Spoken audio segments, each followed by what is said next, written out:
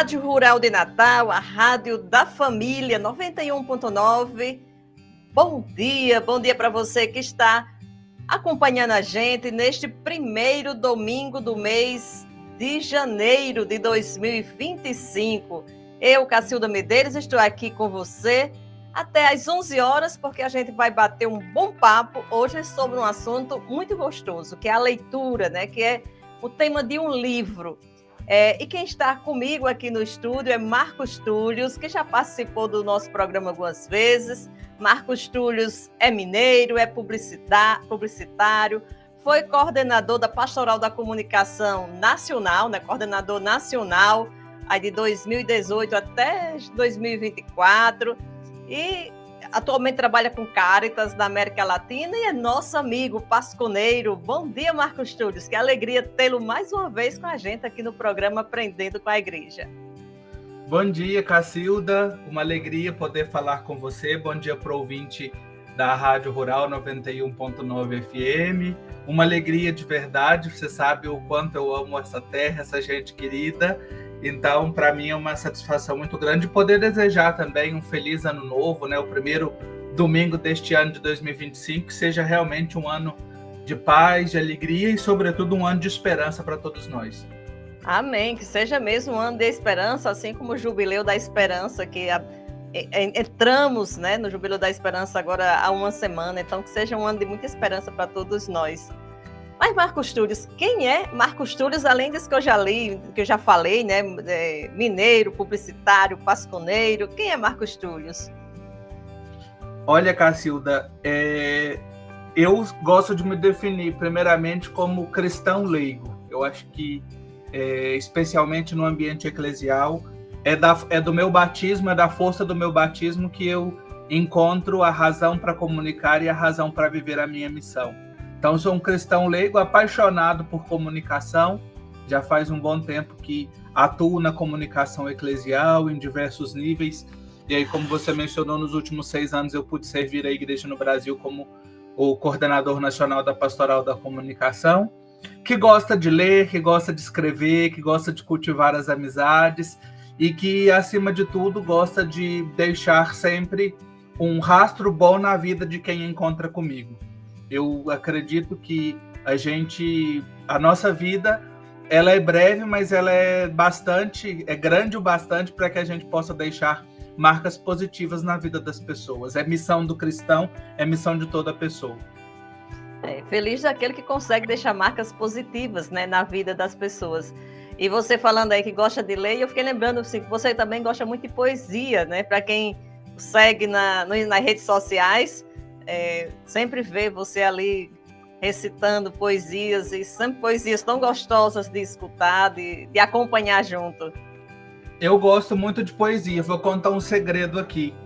Eu leio uma poesia todos os dias. É um ritual que eu tenho, sabe? Eu não gosto de ficar um dia sem ler, me encontrar com uma poesia, seja uma poesia pequena, uma poesia mais longa.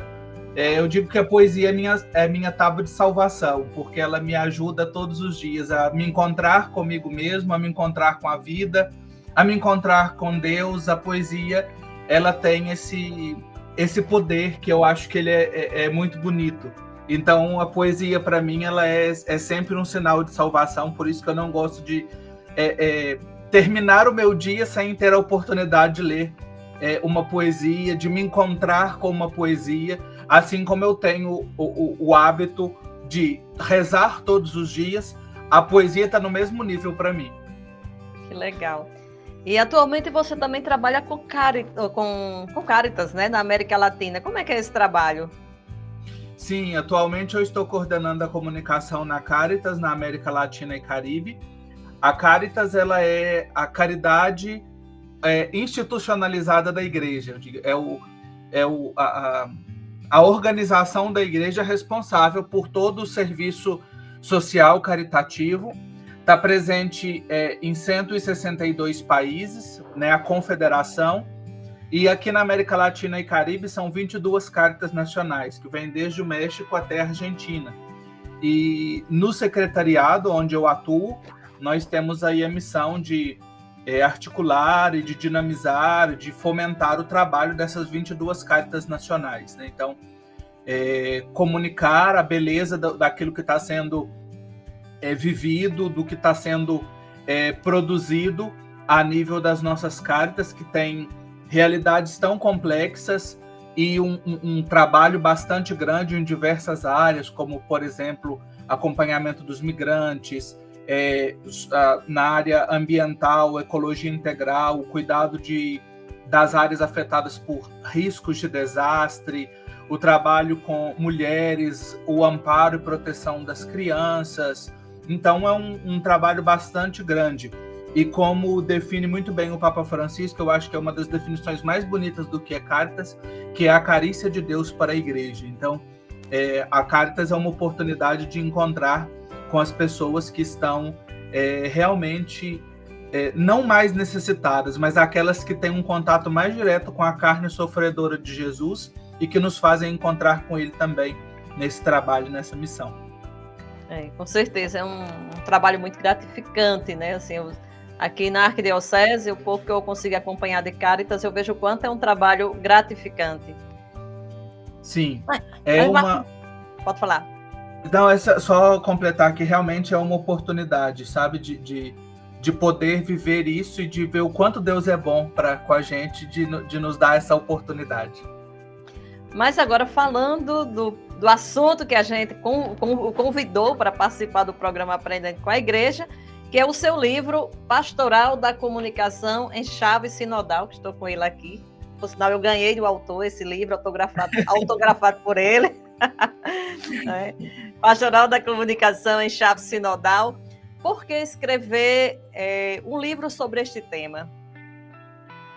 Bom, Cacilda, esse livro, o último livro que eu lancei, né, que foi agora no ano de 2024, eu quis dar esse título e pensar esse livro, né, com essa abordagem, impulsionado pelo Sínodo sobre sinodalidade. Acho que é um marco importante, né, o Sínodo que a gente viveu o seu auge de 2021 a 2024, mas que continua. Agora a gente tem o desafio de implementar o Sínodo, mas não apenas para ser, digamos assim, uma palavra da moda. Eu temo muito que sinodalidade tenha sido apenas uma palavra da moda durante um certo período, mas, na verdade, o que eu quis, ou a minha intenção em produzir esse livro foi de mostrar ou de refletir e de propor que comunicação e sinodalidade, eu diria que são gêmeas siamesas. A comunicação, verdadeiramente, ela é sinodal.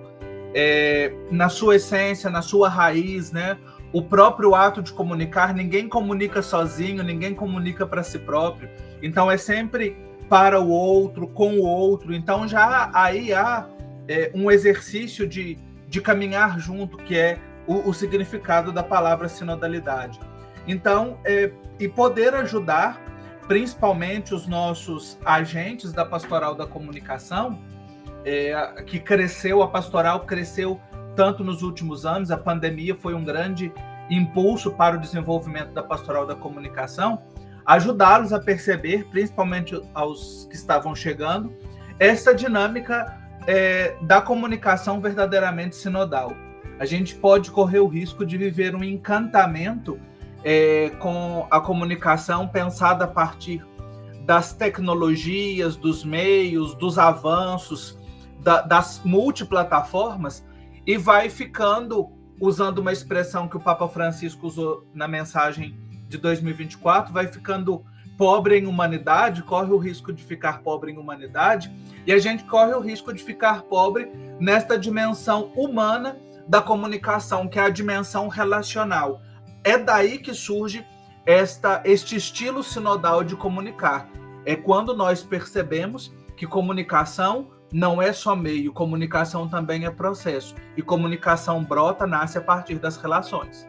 Quando você fala assim do encantamento, né, nós corremos o risco desse encantamento com os meios de comunicação, com essas tecnologias.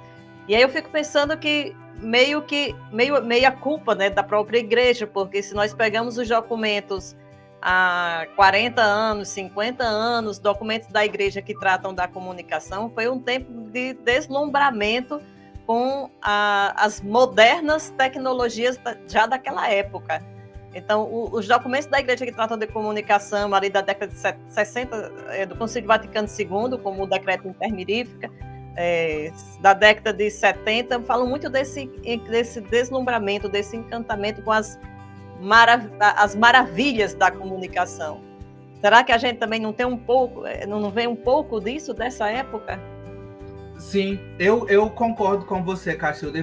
Quando você fala desse deslumbramento, me faz recordar das pesquisas do professor José Marques de Mello, que quando ele pensa nessa relação da comunicação e religião, ele acentua exatamente essa fase, uma fase do deslumbramento ingênuo, né? E que a gente corre esse risco ainda hoje, né? Talvez a gente não tenha aprendido suficientemente essa necessidade de expandir ou de explorar este outro lado da comunicação, ou talvez o lado primitivo, eu diria, da comunicação. Eu digo isso porque também sinto que é uma preocupação do Papa Francisco em seu pontificado.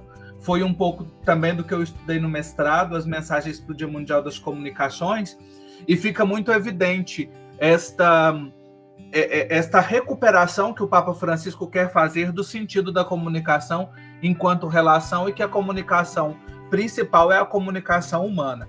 De nada vale a gente ter bons equipamentos, a gente ter técnicas, se a comunicação humana falha.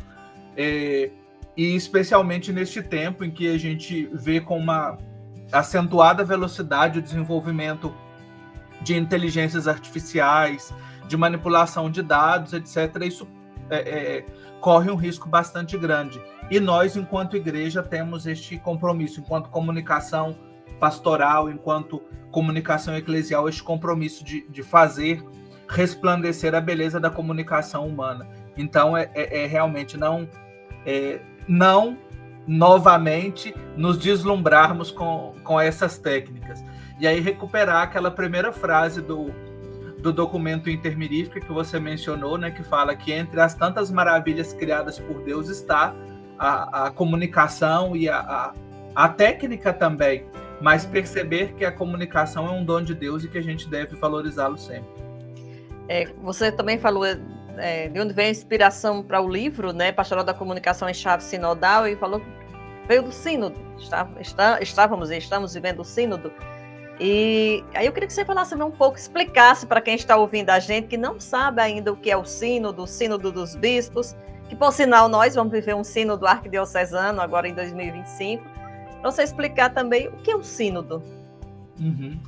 Olha, Cacilda, a palavra sínodo ela é uma palavra muito bonita, porque ela junta caminho, odos no grego, caminho, e sin, que é juntos, caminhar juntos.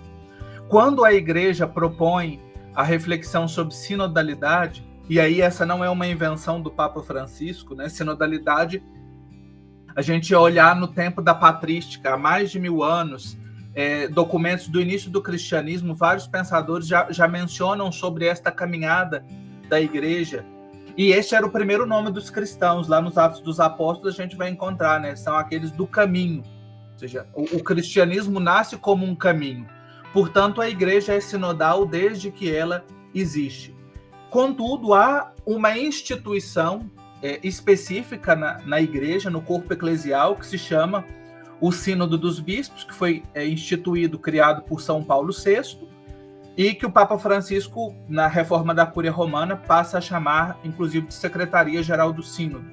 A Secretaria-Geral do Sínodo, então, se incumbe de, dentre tantas atividades, de promover os sínodos que são periódicos. Nós tivemos já sínodo sobre a família, sínodo sobre a juventude, sínodo sobre a Amazônia, e o Papa Francisco, em 2021, ele propõe um sínodo para pensar sobre sinodalidade.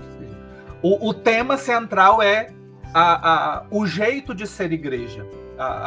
Acho que é uma definição bonita, a gente pensar, a sinodalidade é um jeito de ser igreja, que é caminhar junto. E aí ele bebe, quando o Papa Francisco propõe este sínodo sobre sinodalidade, ele está, na verdade, recuperando um tema muito caro ao Concílio Vaticano II, que aconteceu na Igreja entre 62 e 65 do século passado. Então, a Lumen Gentium, que é a Constituição Dogmática sobre a Igreja, ela trata da Igreja povo de Deus. E aí isso fica muito presente no sínodo, no último sínodo, porque ele deixou de ser um sínodo só dos bispos. Os convocados, os participantes, não eram só os bispos, também tinha leigos e leigas, tinha presbíteros, religiosos, religiosas, que são o povo de Deus. É importante a gente trazer e falar sobre esta eclesiologia do povo de Deus, que é como os teólogos chamam, porque o povo de Deus somos todos nós. E aí quando alguém menciona padres, bispos e o povo de Deus, está errado, porque padres e bispos também são o povo de Deus. O povo de Deus é a totalidade dos batizados.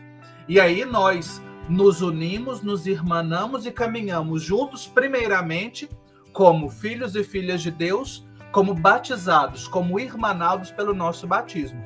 Daí surgem vocações e ministérios específicos, mas a nossa primeira vocação é de caminhar juntos a partir do nosso batismo.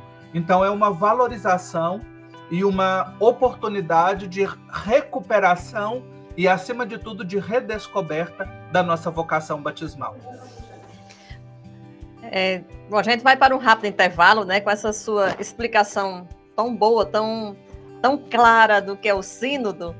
Então a gente vai para o primeiro intervalo aqui no programa e volta já conversando mais com Marcos Túlios sobre comunicação, sobre o livro que ele publicou em 2024, Pastoral da Comunicação e Chave Sinodal, e muito mais. Então é rapidinho e a gente volta já.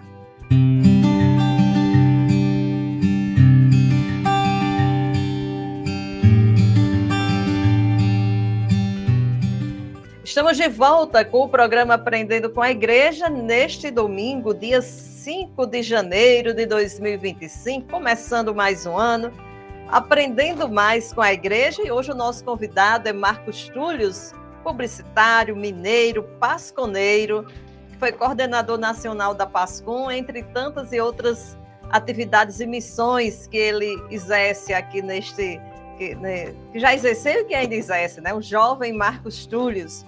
Marcos Túlios, a gente terminou o primeiro bloco você falando sobre sínodo, sinodalidade. Até você já falou um pouco, mas eu queria que você falasse mais também sobre a relação entre comunicação e sinodalidade. Bom, Cacilda, esse é um elemento, inclusive, que eu destaquei, eu procurei resgatar no primeiro capítulo do livro, de pensar comunicação e sinodalidade a partir de um elemento comum, ou seja, que é a escuta.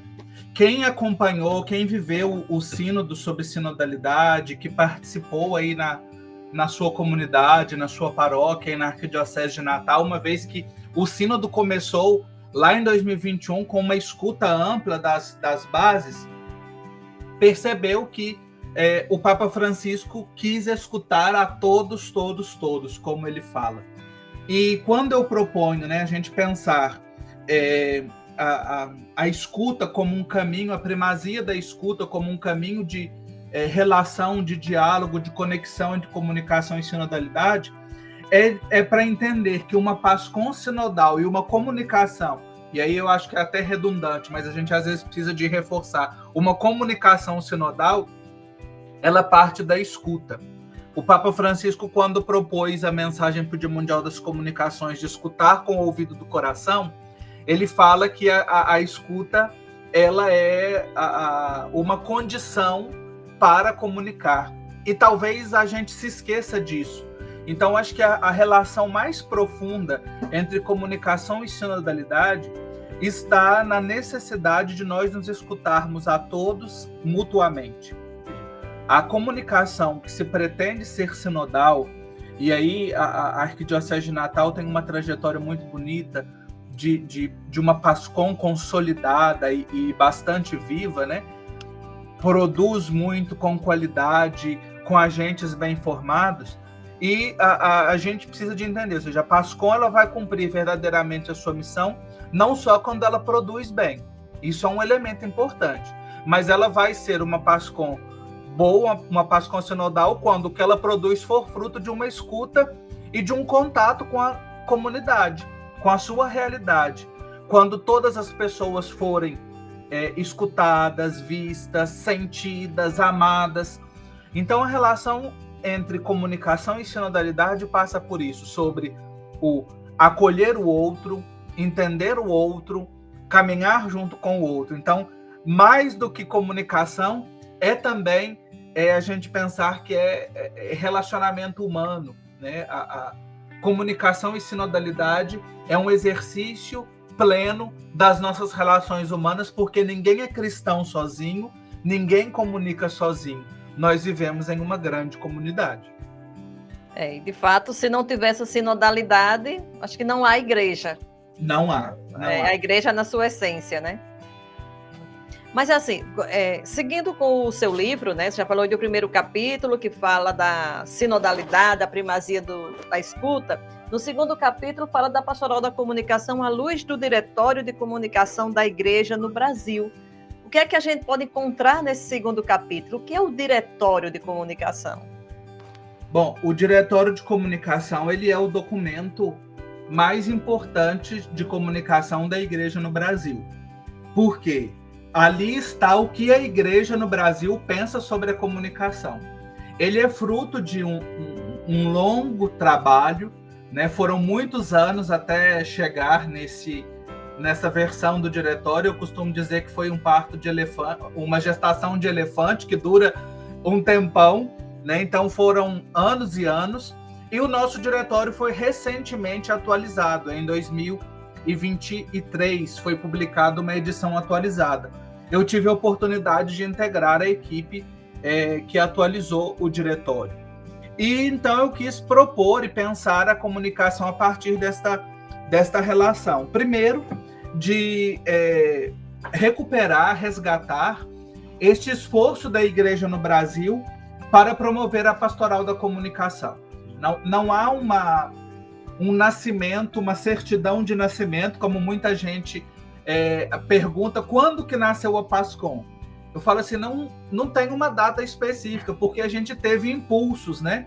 Tivemos a campanha da Fraternidade de 99, tivemos o tema da 35ª Assembleia Geral dos Bispos do Brasil, em 97. Inclusive, a PASCOM de Natal é fruto deste período, né, Cacilda? Igreja de Comunicação rumo ao novo milênio.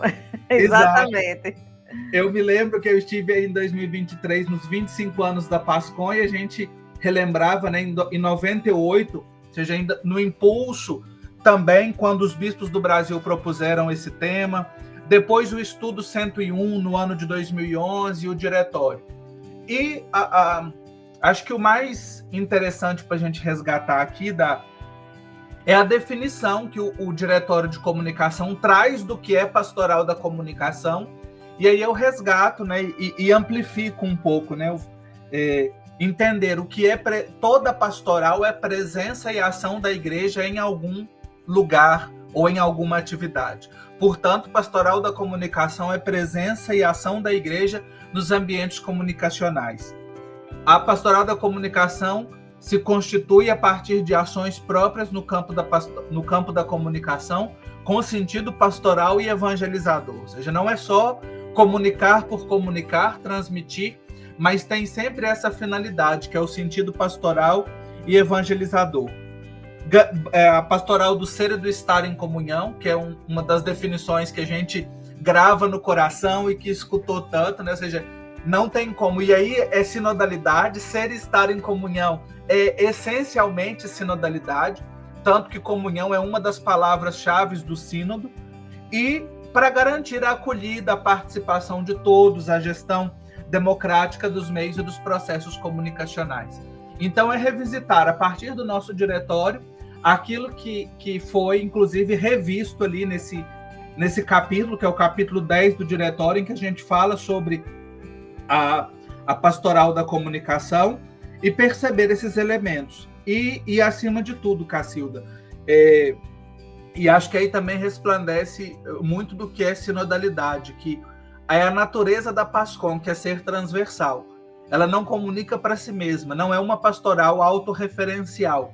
Essa é uma das palavras que a gente escutou bastante no processo do sínodo, a autorreferencialidade, né, como um elemento que é contrário a uma igreja sinodal. A Pascom, que comunica a si mesma, a comunicação que comunica a si própria, ela é autorreferencial. E nós só temos sentido de existir, de comunicar, se comunicamos os outros com os outros e para os outros.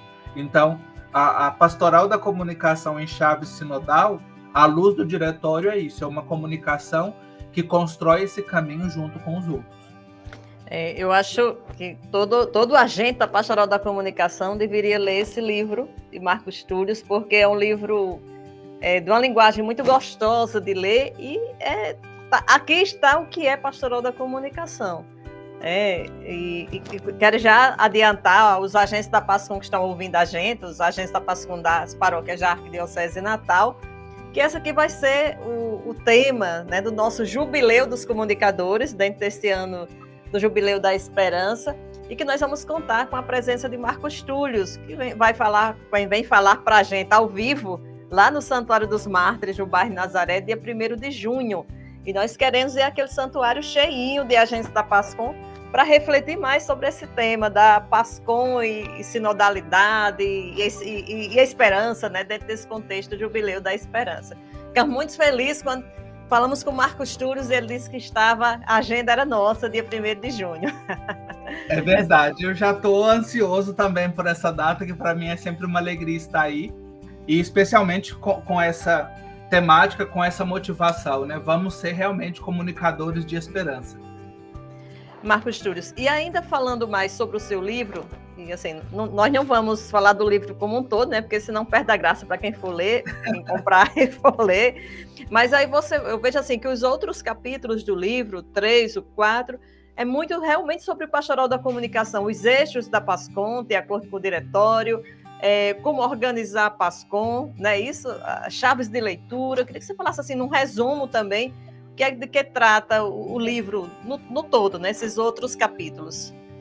Sim, nessas andanças, Cacilda, Brasil afora, que enquanto coordenador da Pascom eu tive a oportunidade, eu sempre falava muito sobre os eixos que estão no nosso diretório: espiritualidade, formação, articulação e produção. Quem vai ao diretório vai encontrar um parágrafo sobre cada um desses eixos. E as pessoas sempre pediam assim, a gente queria saber mais, queria ler mais, queria ter alguma coisa. Então, esses capítulos, principalmente, eles são fruto desta missão de agente da Pastoral da Comunicação e esse contato com os agentes Brasil afora. Seja naquilo que eu aprendi nessas andanças, seja naquilo que eu pude oferecer também. Então, a ideia foi isso, de ampliar um pouco, de entender o porquê que nós temos esses 4 eixos, porque muitas vezes a comunicação é vista somente por aquilo que ela produz, é o eixo mais visto, é o eixo da produção, as fotos, as lives, as matérias, o que a gente vê que é concreto, mas se não tiver espiritualidade, se não tiver uma boa formação, se não articular entre si e com as outras pastorais o serviço, a missão não acontece. Então a ideia foi de trazer um pouco dessa, de entender um pouco também desses eixos e trazer alguns elementos mais, né? Seja de desafio, seja de oportunidade. E também eu fui linkando os capítulos do nosso diretório com os eixos. Depois, isso não foi, acredito que isso não foi intencional quando o diretório foi escrito. Mas quando eu, relendo o diretório, principalmente no processo de atualização, a gente vê que os capítulos vão se conectando com os eixos da Pascom. Por exemplo, quando a gente fala de espiritualidade, nós temos um capítulo dedicado aos fundamentos teológicos da comunicação, que nos ajuda a entender que a Trindade comunica, que a Trindade é comunicação. Então eu fui também buscando fazer esta ligação, né? E ajudando os agentes, ou pelo menos tentando ajudar os agentes a perceber estes aspectos no nosso diretório e na prática da comunicação. E depois também de como organizar a Pascom. Há uma, eu diria, uma carência ainda das pessoas, das paróquias, das comunidades, de tomarem consciência da PASCOM como uma força para a ação evangelizadora na sua realidade local, na sua comunidade, na sua paróquia. E que não há um modelo uniforme. Uma das perguntas que eu mais escutava enquanto coordenador era: existe uma regra, existe um modelo? E aí a gente sempre dizia: o melhor modelo é aquele que se aplica à sua comunidade. Porque talvez um modelo que funcione muito bem aí na Arquidiocese de Natal, numa outra diocese, com uma outra estrutura, com uma outra realidade pastoral, ele não vai servir. E nesse caso não há um certo e há um errado, mas é aquele que melhor funciona. Eu acredito que pastoral, o sentido de ser pastoral na igreja, ele parte muito por aí. A partir da nossa realidade, conhecermos, nos organizarmos para que flua a ação evangelizadora. Então, quem quiser saber mais, né, sobre tudo isso, sobre a comunicação e a sinodalidade, como organizar a PASCOM, a partir do Diretório de Comunicação, adquirir o livro Pastoral da Comunicação em Chave Sinodal, faz parte da coleção Comunicação Pastoral, de autoria de Marcos Túlio, nosso convidado de hoje, e fazendo mechan, pode encontrar na Livraria Paulinas. Inclusive, ela é a nossa parceira para trazer Marcos Túlio dia 1º de junho, para o Jubileu dos Comunicadores aqui da Arquidiocese de Natal. Mas você falando das suas andanças Brasil afora, quando estava como coordenador nacional da PASCOM, de tantas realidades que você presenciou, quais são os principais desafios do agir da PASCOM nas dioceses, nas paróquias? Bom, eu acentuaria e destacaria 2 elementos, Cacilda. Primeiro é o de perceber que a pastoral da comunicação está além de produzir. Este é um desafio que a gente percebe que ele é constante. Primeiro, porque tem uma rotatividade bastante grande de membros. E segundo, que as pessoas chegam produzindo. Nem sempre os agentes têm a oportunidade de passar por um processo de formação, de conhecer as orientações da igreja, os documentos da igreja, porque também a pastoral da comunicação, muitas vezes, numa paróquia, numa comunidade, ela surge a partir da necessidade. E a necessidade faz o sapo pular. Então, as pessoas começam fazendo, faz parte do processo. Então, acho que é isso, é perceber a identidade da comunicação para além do produzir. E depois é a espiritualidade. Eu acho que um dos grandes desafios é a vivência, e que tá muito atrelado ao primeiro, né, talvez dessa falta da identidade da PASCOM como um todo, e de perceber a espiritualidade como um eixo fundante e central na ação. O agente que não vive a espiritualidade, que não reza no sentido mais bonito da palavra, ele vai perdendo a sua originalidade, a sua essência de comunicar. O diretório traz uma expressão bonita que fala que o comunicador esvazia-se quando ele não vive o eixo da espiritualidade. E é isso, se eu não vivo a espiritualidade, e a espiritualidade não só no sentido de rezar terço, rezar fórmulas prontas, mas a espiritualidade como uma intimidade com a pessoa de Jesus, que é, de fato, quem nós comunicamos. Não comunicamos uma mensagem qualquer, comunicamos uma pessoa. Então, se o agente não vive isso na oração diária, na oração pessoal, na oração em comum, na oração em conjunto com os agentes, ele vai perdendo a sua essência e o que, de fato, comunicar. Isso é um grande risco mesmo, porque realmente a PASCOM, ela corre o risco do ativismo. Nós estamos, assim, eu acho que um dos maiores campos, os principais campos de atuação da PASCOM são as celebrações, as missas. E quando você está trabalhando, está na ativa na missa, seja segurando uma câmera, filmando, seja fotografando, seja escrevendo ali uma notícia, você não consegue viver a missa, a mística ali da missa, né? Então, acho que isso é só um exemplo, eu acho que é isso aí, a gente corre esse grande risco. Bom, mas a gente vai para agora já o último bloco, o último intervalo aqui no programa e volta já conversando mais, conversa gostosa com o Marcos Túlio nessa manhã de domingo. A gente volta já para o último bloco do programa. Rapidinho e a gente volta já.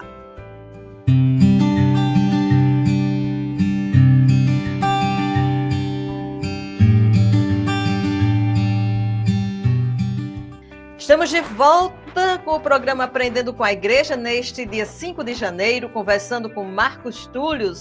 Ele é autor do livro, foi publicado em 2024, Pastoral da Comunicação em Chave Sinodal, mas também tem outros 2 livros, né, Marcos Túlio?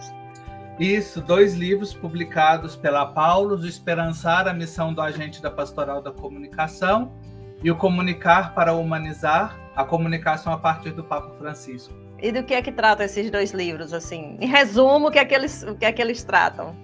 O primeiro livro, eu falo que ele parte muito de uma experiência espiritual, ou seja, é a gente pensar o que nós comunicamos, a missão do agente, enquanto um mantenedor de esperança, aquele que deve ser realmente alguém que ajude as pessoas a viverem nas lutas da vida a partir de um encontro com a pessoa de Jesus. E o segundo livro, o Comunicar para Humanizar, é uma coletânea das mensagens do Papa Francisco para o Dia Mundial das Comunicações, comentadas. Então tem os textos das mensagens e tem os comentários também de outras pessoas, né? É uma organização para ajudar a entender melhor este propósito do Papa Francisco de recuperar o elemento humano da comunicação. Então, esses outros 2 livros, Esperançar, a missão do agente da Pastoral da Comunicação, e Comunicação para Humanizar, comunicação a partir do Papa Francisco, ambos podem ser encontrados na Paulus. Isso, ambos podem ser encontrados na Paulus e o Pastoral da Comunicação em Chave Sinodal na Paulinas. Ótimo. A gente encerrou o segundo bloco falando dos desafios. Mas a gente não vive só de desafios, né? A gente vive também do positivo, das oportunidades. E aí também, a partir da sua experiência, quais são as oportunidades que nós temos para fazer a pastoral da comunicação agir, né? Essa ação da PASCOM, que não é só transmitir missa. Na época da pandemia, eu sempre dizia, minha gente, precisamos ter cuidado que a PASCOM não pode ser transformada na pastoral da transmissão. Então, quais são essas oportunidades que você percebeu e a partir da sua experiência Brasil afora? Eu acredito, Cacilda, que um elemento importante que a gente precisa de trazer, primeiro, é de conhecer a nossa realidade. Eu acho que a principal oportunidade é da gente fazer a comunicação acontecer entre os membros da nossa comunidade. Às vezes eu brinco assim com os agentes. Você conhece todas as pastorais, movimentos e serviços existentes na sua paróquia? Você conhece todos os coordenadores dessas pastorais, movimentos e serviços? Se não, é um sinal grave. Por quê? A pastoral da comunicação ela deve estar a serviço desses, que é a ação evangelizadora, que é a pastoral viva que está acontecendo aí na comunidade. Ou seja, eu acho que a grande oportunidade, para além daquilo que é a produção, é fazer a comunicação entre nós acontecer, a comunicação fluir. Isso é comunicação sinodal. Isso é pastoral da comunicação em chave sinodal. Quando nós favorecemos o cultivo das relações, como nos propõe o nosso diretório de comunicação, a partir desse contato de elementos simples. Talvez a gente dificulta demais as coisas, mas uma mensagem que você manda, um encontro que você faz, uma conversa com um coordenador de pastoral, que você entende o que aquela pastoral está fazendo, o que pode ser comunicado, ou quando você entende, por exemplo, a necessidade comunicativa de uma pastoral, de um movimento. Talvez a pastoral litúrgica está precisando de uma formação em comunicação, a pastoral do batismo, a pastoral catequética, é exercer sinodalidade. Eu acredito que esta é a grande oportunidade, este é o grande, talvez o grande elemento que a gente precise de desenvolver nas nossas pastorais da comunicação.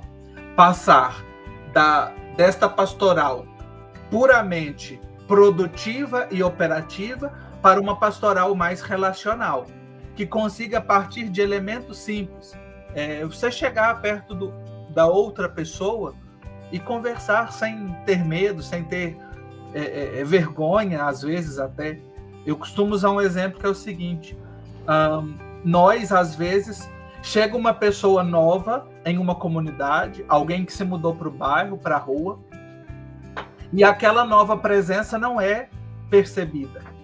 Ou vai alguém se muda, e aquela ausência também não é sentida. Se isso acontece, nós estamos falhando. Isso também é comunicação, porque é relação. Ou seja, é tão bom quando você chega. Às vezes eu passo por isso pelas andanças, às vezes eu estou em viagem e nem sempre estou todos os domingos na mesma comunidade. E aí quando chego, eu falo assim: senti sua falta. Isso aquece o coração da gente, porque é relação. Ou seja, a sua ausência foi sentida, a sua ausência foi notada.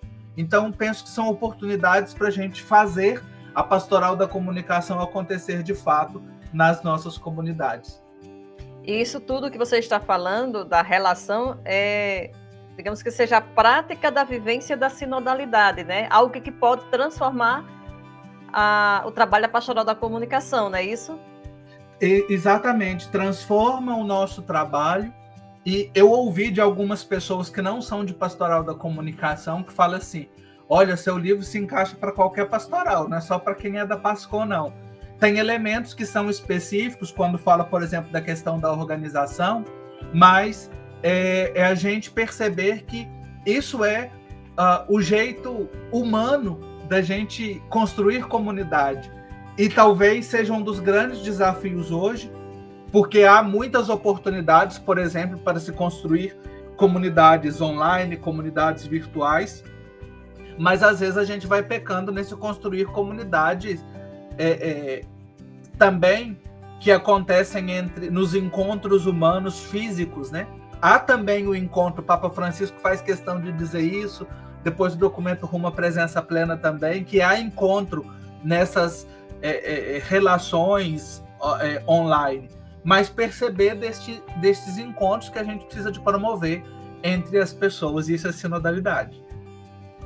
Marcos Túlio, aproveitando a sua participação, vamos falar um pouquinho de inteligência artificial e assim, a relação inteligência artificial e o trabalho de evangelização da Pascom e da igreja como um todo. Agora, bem recente, poucos dias, circulou uma notícia acho que foi na Suíça, se não me engano, que as pessoas estavam se confessando com um Cristo feito pela inteligência artificial. Vamos falar um pouco sobre isso. Como é que você vê a força até da inteligência artificial no trabalho evangelizador? Sim, eu sou um entusiasta de todos esses processos. Eu acho que eles são importantes e necessários, Cacilda, na medida em que eles nos ajudam a viver a nossa relação humana. O Papa Francisco também é um grande entusiasta da inteligência artificial. Recentemente ele deu uma entrevista para um canal argentino e ele foi perguntado, foi agora no finalzinho de dezembro, e perguntaram para ele sobre a inteligência artificial. Ele fala que a preocupação dele maior é com a inteligência natural. Isso. E, de fato, a inteligência artificial, ou as inteligências, porque ela é aplicada em diversas áreas do conhecimento, a partir do momento em que ela contribui para que nós sejamos humanos melhores, para que a gente possa melhorar os nossos processos, ela é muito bem-vinda. A gente sabe que há processos e progressos na área da medicina, na área de alimentação, né? E não só na comunicação. Então é pensar que Deus dotou o homem, os seres humanos, desta inteligência, desta capacidade, desde que ela possa ser usada para favorecer o bem, que não seja para fomentar guerras, para produzir o mal, e que há algumas pessoas que pensam assim, que a inteligência artificial vai roubar postos de trabalho, vai fazer as pessoas ficarem preguiçosas. Talvez sejam os mesmos temores que nós tivemos na época da Revolução Industrial, quando as máquinas começaram a surgir. mas pelo menos do que eu tenho estudado, do que eu tenho visto e do contato que eu tenho com a inteligência artificial, na verdade é um grande desafio para nós, porque ela não é para nos deixar preguiçosos. Quem faz bom uso dela, na verdade, tem que se esforçar muito para que não seja igual a todo mundo. E não é só para facilitar alguns processos, mas é para nos ajudar a soluções concretas para problemas reais da nossa vida. E isso tudo baseado num princípio. Eu acho que a Igreja Católica é protagonista e pioneira neste processo, que é de pensar a dimensão ética da inteligência artificial. E não só pensar a ética quando uma plataforma, quando um produto já está desenvolvido, mas pensar desde o início. Se tal plataforma não foi criada para pensar no bem comum, para favorecer as pessoas e o bem comum, não vai ser depois de pronta que isso vai acontecer. Então, quando a Igreja, quando o Papa Francisco reflete sobre a inteligência artificial, e aí é bonito o tom que ele dá, partindo da sabedoria do coração, que é aquilo que falta à inteligência artificial. Há um pensador contemporâneo chamado Byung-Chul Han, tem uma série de livros dele aí, talvez o que as pessoas mais conheçam e pelo qual ele se tornou bastante famoso, que é A Sociedade do Cansaço, mas um dos mais recentes livros dele, que se chama Não Coisas, ele dedica um capítulo à inteligência artificial e fala que a inteligência artificial falta-lhe o espírito, ou seja, o espírito é nosso, é humano, então que a gente possa realmente pensar e agir a partir do coração, não como máquinas. Pois é, também concordo plenamente com você, né? Eu acho que, na verdade, a inteligência artificial a gente já usa há muito tempo, porque ela teve esse boom, estourou bem agora, mais recente. Mas, às vezes, a gente usa até sem perceber que está usando nas pequenas coisas, né? E no trabalho evangelizador também concordo que tem muito o que contribuir, basta a gente saber usar. Mas, Marcos Túlio, a gente está chegando já ao final do programa Aprendendo com a Igreja, né? Passa rápido, quando a conversa é boa, o papo é bom, passa rápido, rapidinho mesmo. E eu queria só que você deixasse uma mensagem para a gente, especialmente para os nossos agentes da PASCOM. Nós estamos começando o ano de 2025, o ano santo, o ano do Jubileu da Esperança, e aí nessa perspectiva, qual a sua mensagem?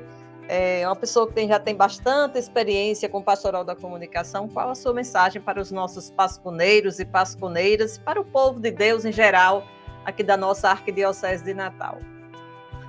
Eu vou deixar uma mensagem, Cacilda, e vou pensar que o Jubileu da Esperança, que a esperança não decepciona, não confunde, como nos diz a palavra de Deus, e de fato ela só não vai nos confundir quando nós aprendermos aquilo que nos ensina Paulo Freire, que é a esperança, mas acima de tudo o esperançar. Eu acredito que este tempo de graça que a gente está vivendo, o jubileu é sempre uma oportunidade de graça para a igreja, é um tempo de nós nos reconciliarmos. Jubileu é tempo de perdão, é tempo de graça, reconciliarmos com Deus e reconciliarmos entre nós.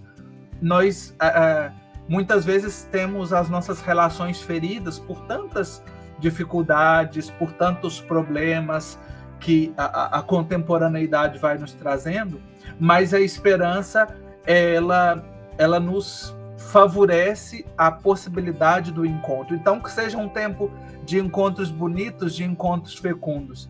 Eu acho muito bonito o símbolo, e ele está presente no logotipo do Jubileu, que é a âncora, ou seja, a esperança é reconhecida pela âncora, porque nos ancora, ou seja, nos dá firmeza, coloca os nossos pés na realidade. Ou seja, a esperança não é para nos fazer viver um mundo de ilusão, não é para nos colocar apenas em relações ou em situações imaginárias, mas é para que a gente, nas lutas da vida, com os pés firmes na nossa realidade, a gente acredite sempre na capacidade de mudança, na capacidade de realização, na capacidade de viver coisas boas. Isso é esperança e é um dom de Deus.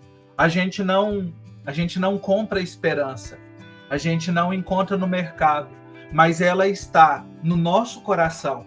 Quando nós somos batizados, por isso é uma virtude teologal, porque é um dom gratuito de Deus. Quando nós assumimos a esperança como um dom de Deus e presente na nossa vida, não é somente que a gente vai ver o mundo com novos olhos, mas a gente vai ter novos olhos para transformar o nosso mundo.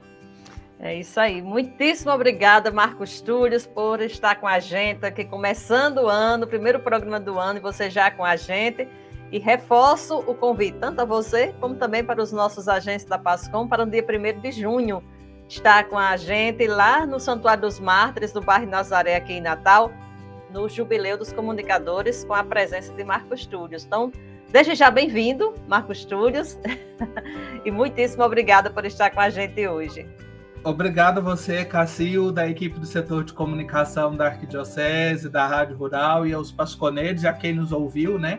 É uma alegria sempre, muito bom começar o ano com vocês e que seja realmente um ano de graças e nos vemos presencialmente com a graça de Deus no dia 1º de junho. Amém. Obrigada e obrigada a você que esteve com a gente. Continue na Rádio Rural, a Sintonia do Bem, a 91.9, porque vem aí a Santa Missa direto da Catedral Metropolitana. Bom domingo, boa semana e até domingo que vem.